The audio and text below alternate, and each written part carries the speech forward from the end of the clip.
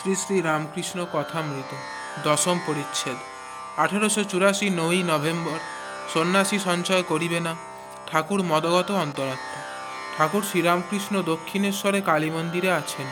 তিনি নিজের ঘরে ছোট খাটটিতে পূর্বাশ্ব হইয়া বসিয়া আছেন। ভক্তগণ মেঝের উপর বসিয়া আছেন। আজ কার্তিক মাসের কৃষ্ণা সপ্তমী, 25শে কার্তিক, ইংরাজি 9ই নভেম্বর 1884 খ্রিস্টাব্দ, রবিবার।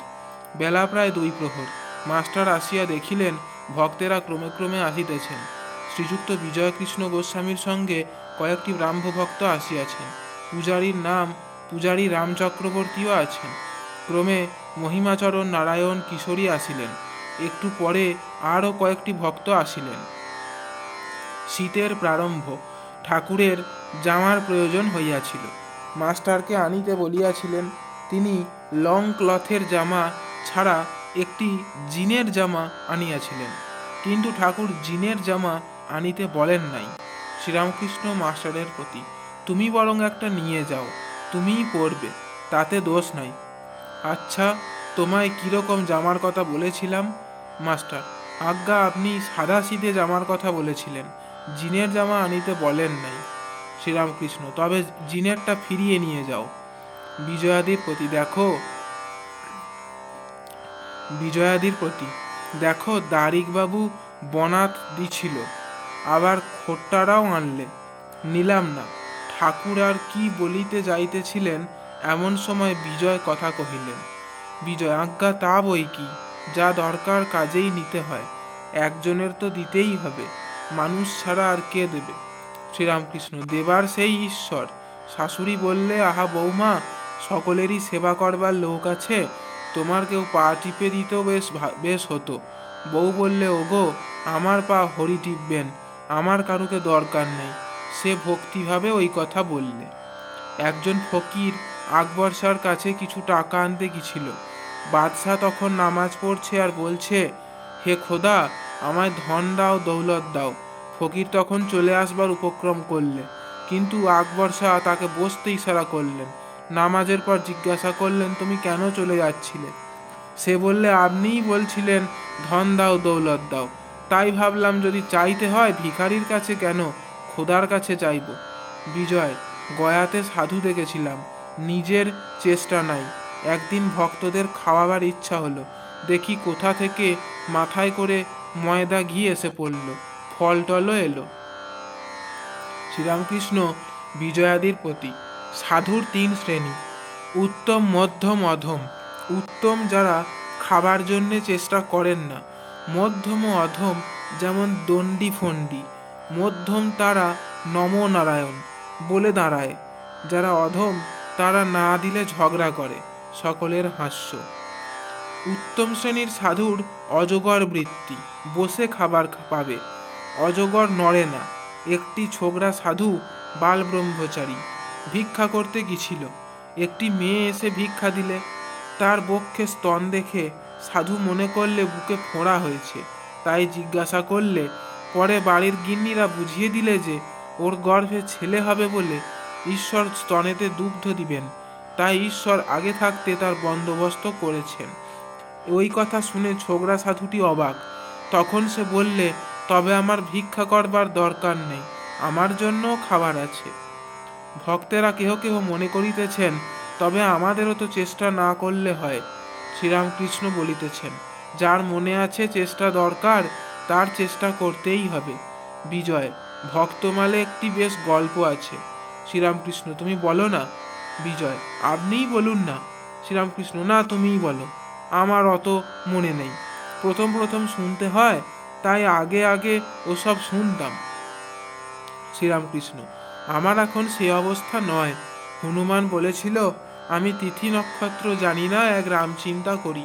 চাতক চায় কেবল ফটিক জল, পিপাসায় প্রাণ যায়, উঁচু হয়ে আকাশের জল পান করতে চায়।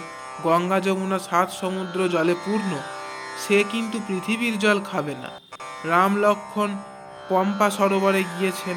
লক্ষ্মণ দেখিলেন একটি কাক ব্যাকুল হয়ে বারবার জল খেতে যায়, কিন্তু খায় না।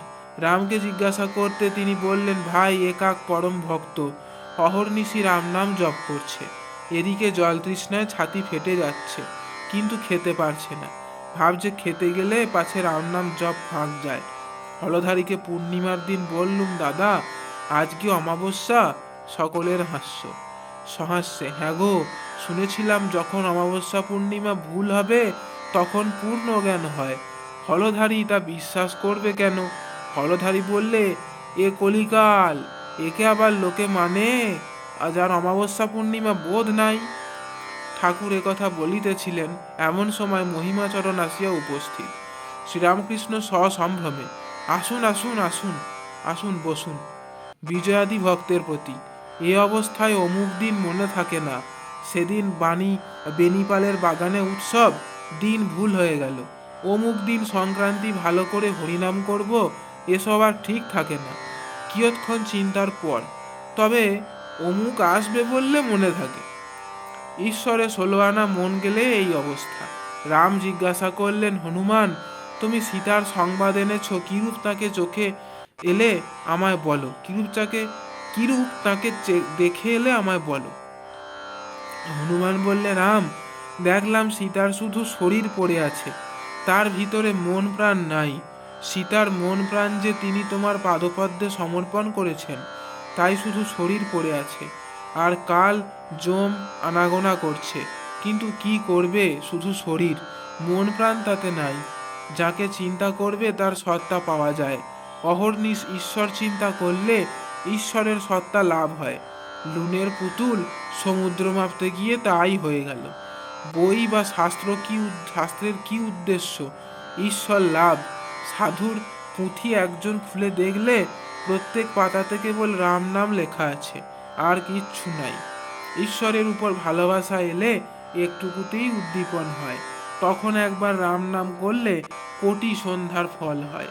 মেঘ দেখলে ময়ূরের উদ্দীপন হয়, আনন্দে পেখম ধরে নৃত্য করে। শ্রীমতীরও সেই রূপ হতো, মেঘ দেখলেই কৃষ্ণকে মনে পড়ত। চৈতন্যদেব মেয়ের গাঁর কাছে দিয়ে যাচ্ছিলেন, শুনলেন এ গায়ের মাটিতে খোল তৈয়ার হয়। অমনি ভাবে বিহব্বল হলেন, কেননা হরিনাম কীর্তনের সময় খোল বাজে। কার উদ্দীপন হয়? যার বিষয় বুদ্ধি ত্যাগ হয়েছে। বিষয় রস যার শুকিয়ে যায়, তারই একটুতেই উদ্দীপন হয়। দেশলাই ভিজে থাকলে হাজার ঘষও জ্বলবে না, জলটা যদি শুকিয়ে যায় তাহলে একটু ঘষলেই দপ করে জ্বলে ওঠে। দেহের সুখ দুঃখ আছেই, যার ঈশ্বর লাভ হয়েছে সে মন প্রাণ দেহ আত্মা সমস্ত তাকে সমর্পণ করে। পম্পা সরোবরে স্নানের সময় রাম লক্ষ্মণ সরোবরের নিকট মাটিতে ধনুক গুঁজে রাখলেন। স্নানের পর উঠে লক্ষ্মণ তুলে দেখলেন যে ধনুক রক্তাক্ত হয়ে রয়েছে।